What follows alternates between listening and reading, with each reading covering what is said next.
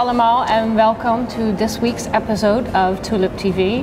Welkom allemaal en leuk dat jullie weer naar ons kijken. We're here in the Vancouver Art Gallery in Vancouver with Suzanne Oxenaar. And Suzanne is the artistic director of Lloyd Hotel and Cultural Embassy. Welcome, Suzanne. You came all the way from Holland here. That's a long trip. How's the jet lag? Jet lag is curious. I woke up 4 o'clock this morning and I heard seagulls, birds. Vancouver is an amazing place, really. Beautiful. You're lucky it's sunny because yes. It looks quite different when it rains, which I think if you're going to stay a few days you might actually experience I had that. a little experience, but I'm used to it in Holland. Oh yes, it's true. And it's actually not quite as cold as Holland. I think you have more wind in Holland and you've had terrible weather in Holland, I understand, the last while, forever winter. But yesterday I was really happy. I went to Bowen Island. Oh, nice. I walked around it. I found some fresh oysters, some mussel. So I really felt in a totally different world. Nice. Mountains with snow and at the same time sunny at the beach. So it's your first time in Canada here? No. But on the west coast? Yes, I lived in Toronto for about a year. And I must say, staying in Canada maybe even formed me to what I am now. Okay, so you are here in Vancouver because you're doing a project with the Vancouver Art Gallery. It's called the Grand Hotel. And I actually haven't walked around yet, which we're going to do a little later, but I understand it's all about design of different hotel rooms. Is that correct? I'm not quite sure. No, I think this show is telling a fantastic story. It's made by Jennifer Voland and Bruce, oh terrible, I come back on his name later. And they did such a layered project. They have, you can see in this show all, let's say it's about travel, it's about politics, it's about architecture, it's about design, it's about historical hotels like of course the Chelsea in New York. So it's showing all these different levels that we usually don't think about when we think about a hotel, yet at the same time who are attracting us to go there and who are meaningful in this time. I think that's why I find it a very interesting show. Who are meaningful in a time where, on the one hand, we do everything by social media. On the other hand, the real meeting point is becoming more and more important. And what is this meeting point? A hotel seems to be a very right place to have that meeting. Right. And Jennifer, who came to our hotel, Lloyd Hotel and Cultural Embassy in Amsterdam, and we were talking there, and just at that moment we had had our temporarily Love Hotel in Tokyo. Well, I don't know. I was going to ask you some questions about that. Okay, anyway.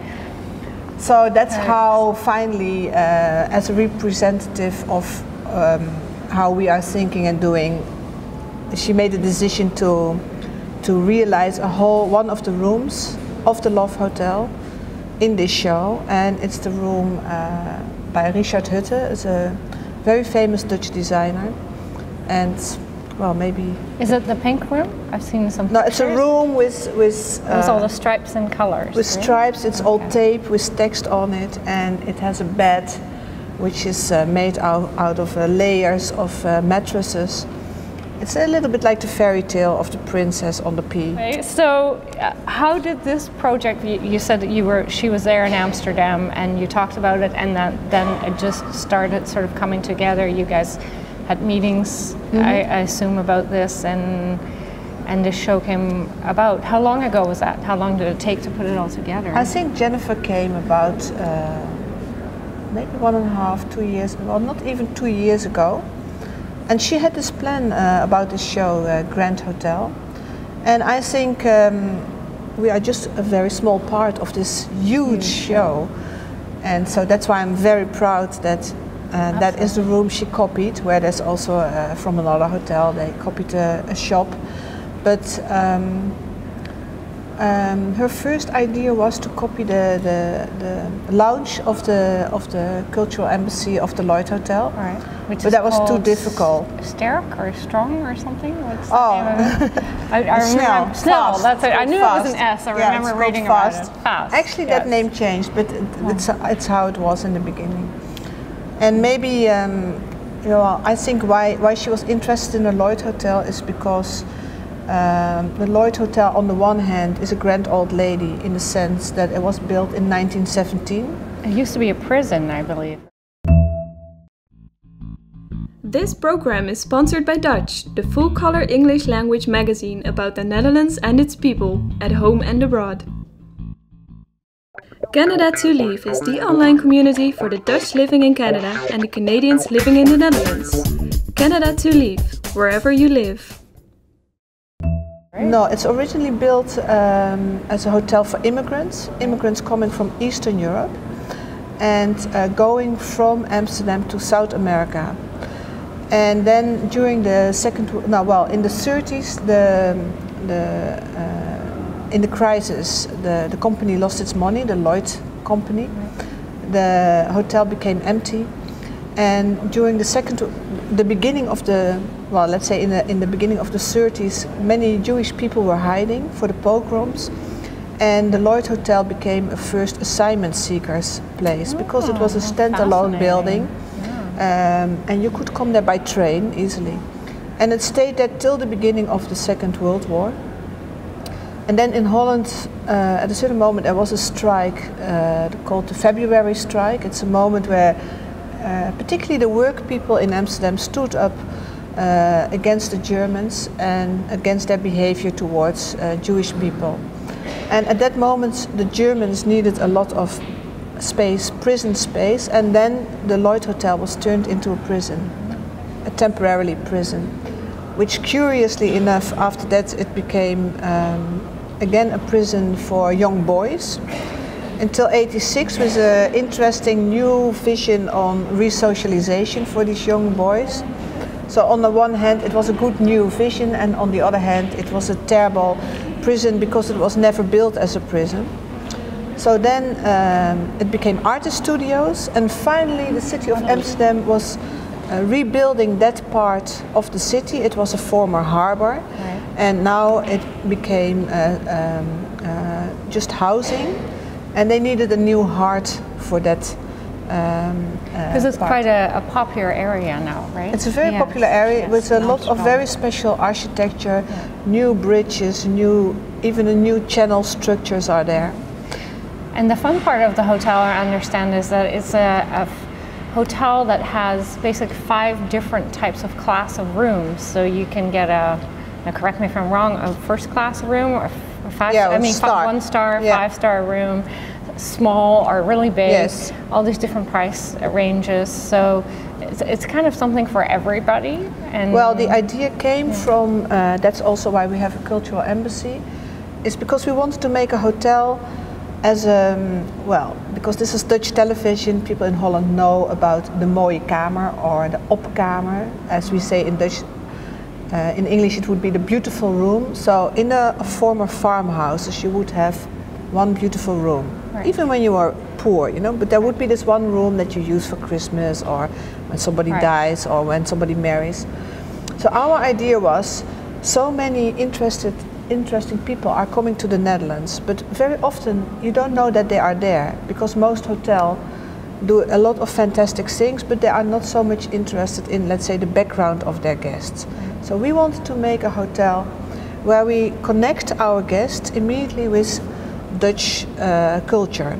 And how do we do that? We see the whole hotel as a beautiful room. So we are not so much a design hotel, but we are a hotel with a lot of design from all periods.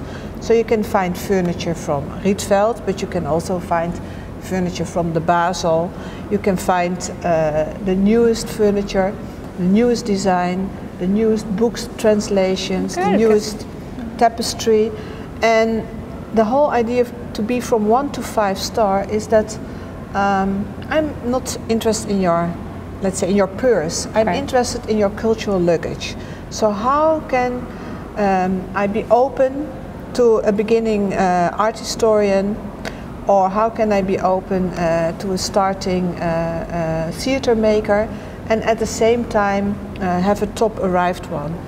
So we have 1-star rooms with a shared bathroom in the hall, but we also have 5-star rooms which are very large and, for instance, designed by Joep van Lieshout or Richard Hutte or Ineke Hans or other Dutch designers. How interesting. Now, is this the only hotel in the world that's like that?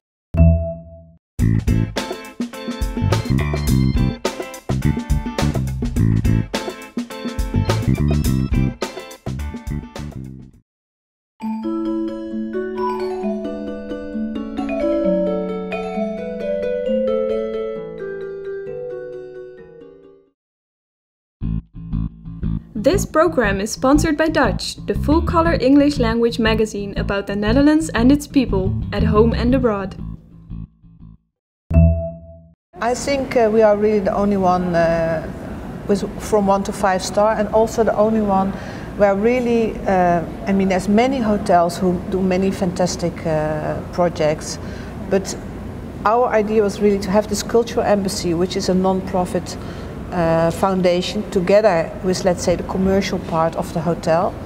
And it also means that each night that somebody is sleeping in the hotel, a certain amount of the money goes to the cultural embassy to make it possible to organize these things and to anticipate on the guest. So I'm really hoping. So you're really supporting the cultural and artistic. Yes, that's and it's maybe also because both my business partner and I, our background is not in hotels. Our background is my business partner is art historian, and I've always been curator art in public space. So we had to learn a lot about what it means to be a hotelier, and that's maybe for me why it's so fascinating to be in a museum. It's really it's a great opportunity. So a little bit about you. You went to school in Holland. Yes. Did you go to art school, or how did you have a different? No, I went to theater school, and then after that I went 2 years to art school. And then I did many things, and then I met Guda Stoop, and we made together a company called Oxenaar Stoop and Partners, and from there on we started making exhibitions, and we started a traveling restaurant which was called the Supper Club. Restaurant without a location is serving pops up where you don't expect it and is serving all the senses. So is it like a pop-up? It was a pop-up restaurant. You just pop up the restaurant somewhere. Yes, but it could be anywhere, like in a museum or in a wood or in a. Fun. And this was in 1985, 86. And later, at a certain moment, we became really tired of traveling around with this restaurant. So we found a location, and that's where we started the Supper Club, which was, well, you can say the first lounge restaurant ever. So you lay down while you're eating. It's still existing. And it really started as many projects like, how do we like to eat? And the funny thing was, both she and I really like to eat in our beds. Me too, actually. Just really comfortable, sit there, have everything around you. So a glass of wine. Yes, that's perfect. So that's how it started, and that's the concept is still going on. Complete new concept for Canada, I think. Well, but there's one in Miami, there's one in Rome, so it really became. It was really seen, and yes, and copied also many times. Yes. No, were you born in Amsterdam? No. I was born in Arnhem. Arnhem. Okay. Yes. En ik ga gewoon Nederlands tegen je praten. I understand that you studied in Tokyo or in Japan as well. No, or you well, did a project there for the Love Hotel, right? Yes, but I was there before.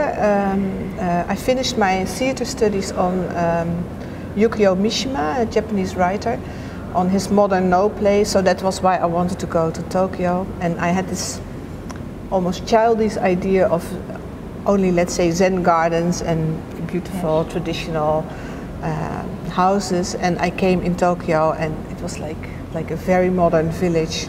Very busy. Very busy, with telephones on the street at that time, and very fast trains. Very fast trains. Crazy trains. And love hotels, which I had never seen. And I've never heard of it either till I met you. Oh, yeah. Okay. Well, so they are quite.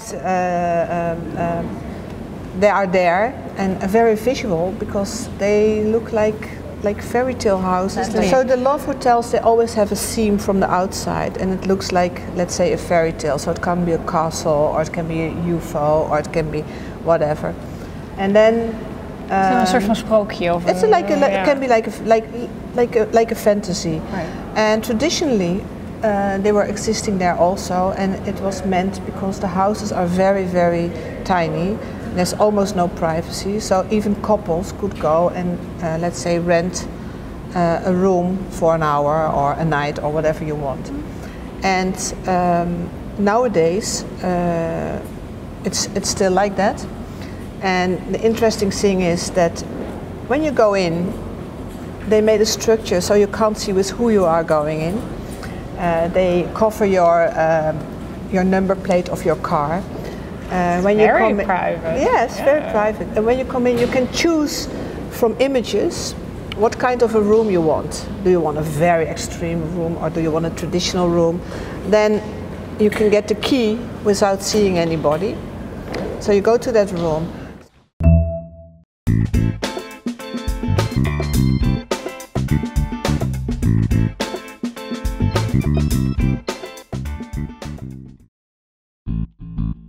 This program is sponsored by Dutch, the full-color English language magazine about the Netherlands and its people, at home and abroad. Canada to Leave is the online community for the Dutch living in Canada and the Canadians living in the Netherlands. Canada to Leave, wherever you live. So it inspired me because it was such the whole thing was like such a fantasy already, and such a structure. And a possibility to do crazy things with these rooms. Very fun. So I always had that in mind. And then there was 400 years trading between the Netherlands and Japan, because the Netherlands were the first one to trade in Deshima with Japan. And somehow it seemed to be the right moment to start a love hotel there. And to make a long story short, we met a fantastic Japanese designer, architect, Joe Nagasaka. Because when you are in another country, I think you always have to work together with people from there. So he found a super location from the prefect of Nara, which is a village close to, well, which would be close to Tokyo, where we could make a temporarily love hotel. And we asked him to choose the Japanese designers. We chose the Dutch designers. He did a fantastic design for the public spaces. So it ended up with all these rooms who were quite extreme, totally different, very, very sensitive, very playful. And also our love hotel was very open, so that was very new for the Japanese people. So when you walk in, everybody sees you walk in. And not even that, when you go to the bathhouse, which was a public bathhouse, you had to go down from stairs. But we had made, by Tonic, that's Dutch designers, we had made a very beautiful kimono. So you can recognize that you belong to the love hotel.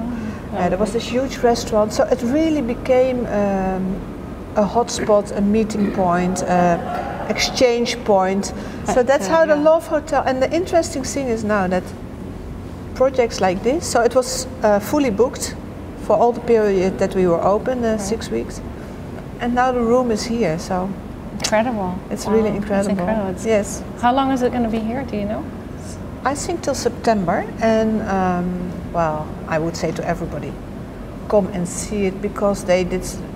Well, I spent already, I think, 2-3 hours now and then since I'm here, just to start listening at all the films, see all the detail. It's a very detailed, very precise show. So what's the next big plan? Are you already dreaming about something new? Yes, we have something which is a secret. It's secret, but I can tell because it has been on the news in Amsterdam. But if it will go on, we don't know. But if it goes on, it would be fantastic. Is that in Amsterdam, the bridges have bridge houses. Right, of course. And where they yes, met het klompje naar beneden. exactly. With the wooden shoe, you go down to get the money. You put the money in, and they open the bridge for Canadian viewers. Yes, exactly. So you're going to do something along those lines. Well, what is going to happen, which I actually find a pity also, is that these bridge waiters, so the men who are looking after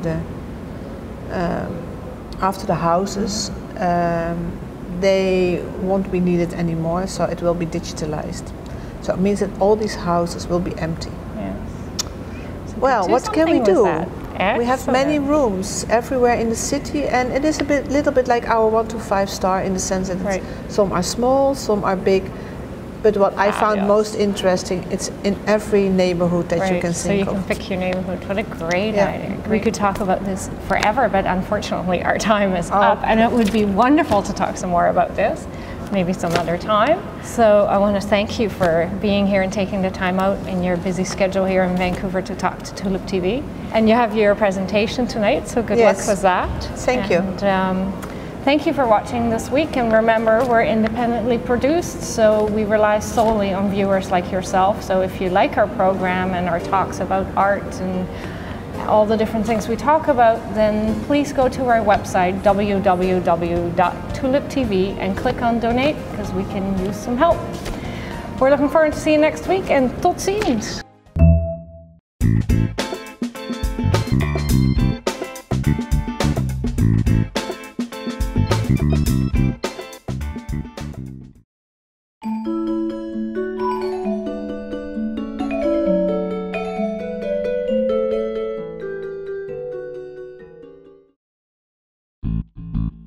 This program is sponsored by Dutch, the full-color English language magazine about the Netherlands and its people, at home and abroad.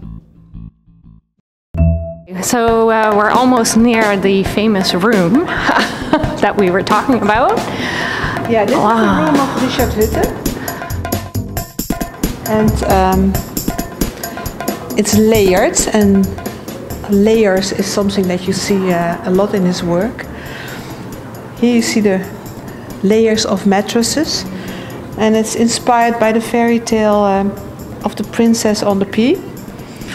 I think it's brilliant. It's really brilliant. Yeah. Also on the floor you see a lot of layers of fantasies, layers of cities, layers of holidays, layers of fruits.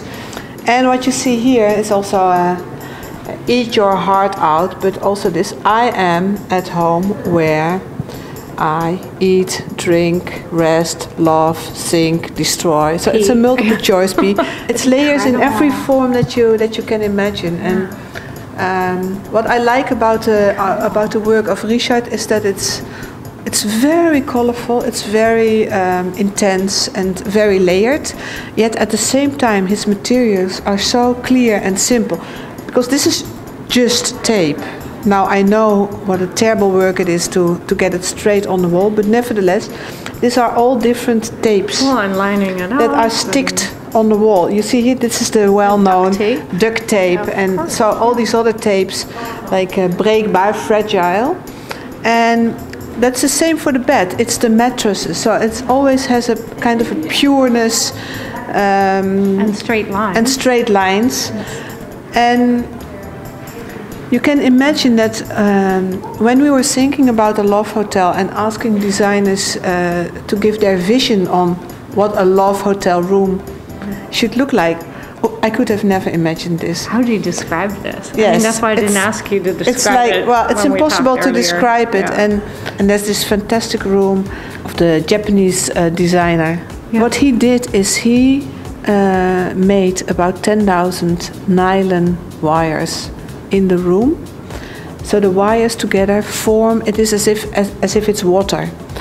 At the same time, you come in this old traditional Japanese tatami room, and suddenly there's this layer. So you can even put your head in between. So there is a above world and there's a kind of a secret world.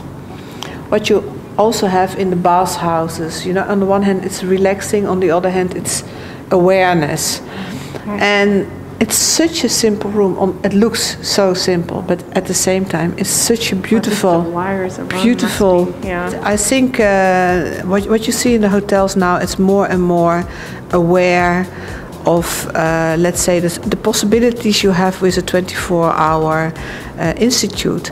And I think particularly also with our Lloyd Hotel, well, let's say I came from a museum in a certain way. I grew up in a museum, and in a way the Lloyd Hotel can be used as a museum or as a theater or as... So this museum closes, it's a pity, you know, at a certain period. But in a hotel, because you're also sleeping there, you're also in another state of mind.